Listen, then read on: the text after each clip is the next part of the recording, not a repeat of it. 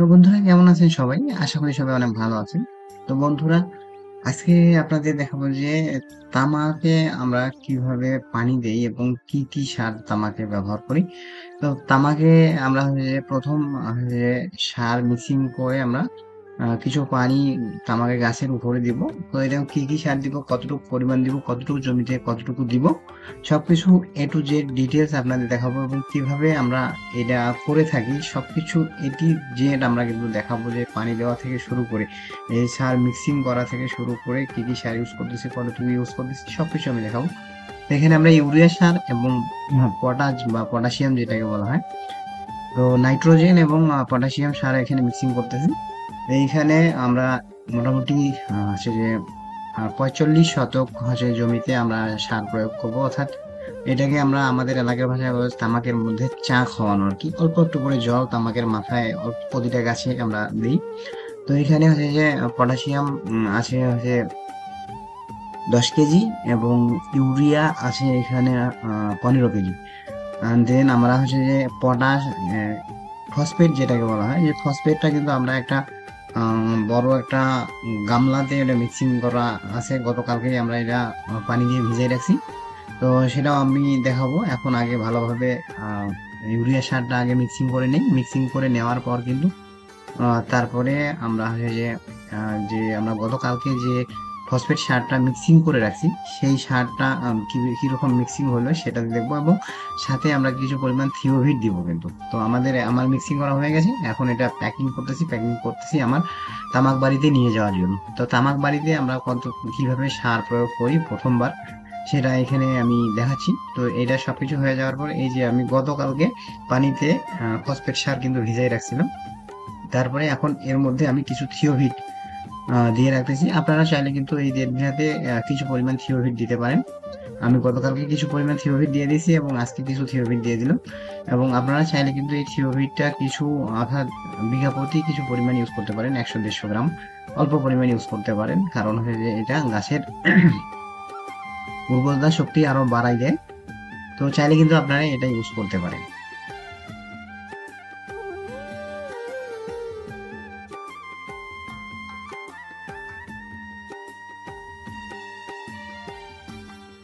তো এই যে দেখেন যে আমি এখানে মিক্সিং করতেছি। এখানে ফসফেট সার পানিতে ভিজে রাখলে কিন্তু একদম ঢিকা ঢিকা হয়ে থাকে, পুরোটাই মিক্সিং হতে চায় না। তো এটা হাত দিয়ে এটা মিক্সিং করে নিতে হবে।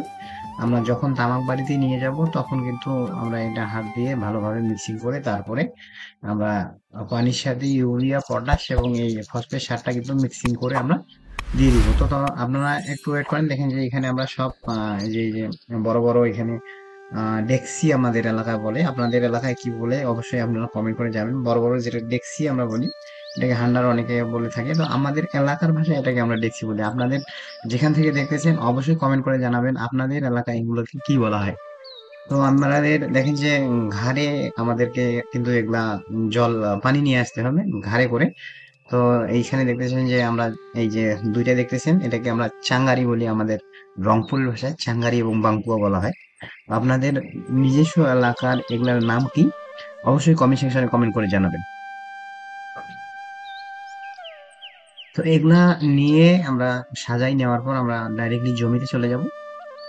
আপনারা যদি একটু ধৈর্য সহকারে পুরো ভিডিওটা দেখেন, তাহলে আমাদের রংপুরের তামাকের যে চাষ, সেই চাষ আমরা কিভাবে করে থাকি এবং কিভাবে তার পরিচর্যা করে থাকি, এই বিষয়গুলো কিন্তু আপনারা সম্পূর্ণ জানতে পারবেন। এবং যদি আপনারা তামাক চাষ করতে চান, অবশ্যই এই ভিডিওটার মাধ্যমে আমরা বুঝতে পারবেন যে কিভাবে এর পরিচর্যা করতে হবে। তো আমি আরেকটা এখানে আছে যে বালতি নিব, প্লাস্টিকের বালতি। সেই বালতিতে করে আমি পানি নিয়ে আসব একটা পুকুর থেকে। সেই পুকুর থেকে পানি নিয়ে আসার জন্য আমাদের কিছু পাত্র দরকার। দেখেন যে এখানে দুইটা বালতি আছে। তো এই বালতিতে করেও আমি পানি নিয়ে আসবো। তো এই বালতি এখন আমরা বাঙ্কুয়ার মধ্যে রশি দিয়ে কিন্তু এর লাগাচ্ছি। আমাদের এলাকার ভাষায় এই রশিকে কিন্তু দড়ি বলা হয়। তো আপনাদের এলাকায় কি বলা হয় অবশ্যই কমেন্ট সেকশনে কমেন্ট করে জানাতে কিন্তু ভুলবেন না। আর চ্যানেলটিতে যদি আপনি নতুন হয়ে থাকেন, অবশ্যই চ্যানেলটিতে সাবস্ক্রাইব করে আমার এই গ্রাম্য কৃষি চ্যানেলটিতে সাবস্ক্রাইব করে পাশে থাকবেন, এবং নিত্য নতুন এরকম আমার ভিডিও পাবেন যে আমার এলাকায় কি কি চাষ করতেছি এবং কিভাবে চাষ করতেছি, এই বিষয়গুলো আপনাদেরকে জানানো হবে। যদি ভালো লাগে অবশ্যই কমেন্ট করে এবং জানাবেন জানাবেন কেমন লাগতেছে আপনার ভিডিওগুলো। যদি খারাপ লাগে সেটাও জানাবেন, ভালো লাগলে অবশ্যই সেটাও জানাবেন। তো এখানে এই যে ছোট ছোট পাত্র যেগুলো নিছি আমরা ছোট ছোট, সেগুলো কিন্তু ওই গাছের মাথায় জল দেওয়ার জন্য ছোট ছোট পাত্রগুলো আমাদের দরকার আছে। এবং বালতিগুলাতে কিন্তু পুকুর থেকে জল নিয়ে আসার জন্য এই বালতিগুলার যে সাথে আমরা একটা বাঙ্কুয়া নিয়ে নিছি। এই বাঙ্কুয়া দিয়ে কিন্তু আমরা জল নিয়ে আসবো, এবং সেটাও কিন্তু আমি দেখাবো। তো ধৈর্য সহকারে আপনারা দেখুন, তাহলে কিন্তু বুঝতে পারবেন কিভাবে আমরা কি করতেছি। তো এই যে দেখেন, এখন আমি নিয়ে যাচ্ছি এই যে বালতি দুইটা দুই পাশে নিয়ে, এইটাকে আমরা বাঙ্কুয়া বলি, যেটা আমার ঘাড়ে আছে বর্তমানে। এই দুইটাকে আমরা বাঙ্কুয়া বলে থাকি। তো আপনাদের এলাকায় কি বলে আমি জানি না। অবশ্যই কমেন্ট সেকশনে কিন্তু কমেন্ট করে বলবেন যে আপনার এলাকায় এটাকে কি বলা হয়।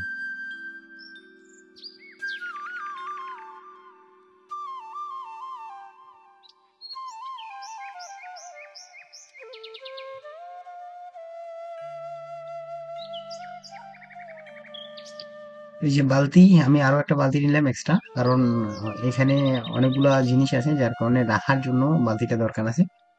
এখন আমি মাঠে চলে যাব। এখন আমরা ডাইরেক্টলি আমাদের যে তামাকের যে ক্ষেত, সেই ক্ষেতে আপনাদেরকে নিয়ে যাব।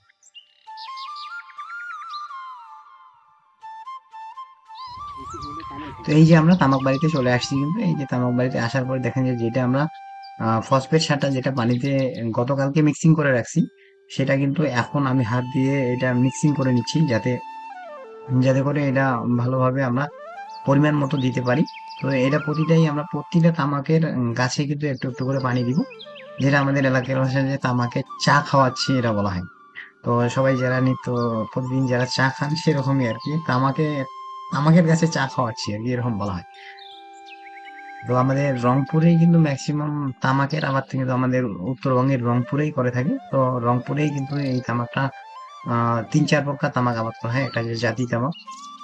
তারপরে দেখেন যে এখন আমরা এই যে পুকুরটা দেখতে পাচ্ছেন, এই পুকুরটা থেকে কিন্তু আমরা পানি নিয়ে যাই এই জমিতে নিয়ে যাব। তো তার জন্য মানে পানি নিয়ে উঠে আসার জন্য একটু রাস্তা করা দরকার, যার জন্য আমরা কোদাল দিয়ে, আমার ছোট ভাই এখানে দেখতে পাচ্ছেন যে আমার ছোট ভাই কোদাল দিয়ে এখন রাস্তাটা তৈরি করে তারপরে আমরা কিন্তু পানি নিয়ে আসবো। এখন কোদাল দিয়ে কোপানোর পরে তারপরে কিন্তু রাস্তাটা তৈরি হওয়ার পরে পরে আমরা পানি আনা শুরু করব।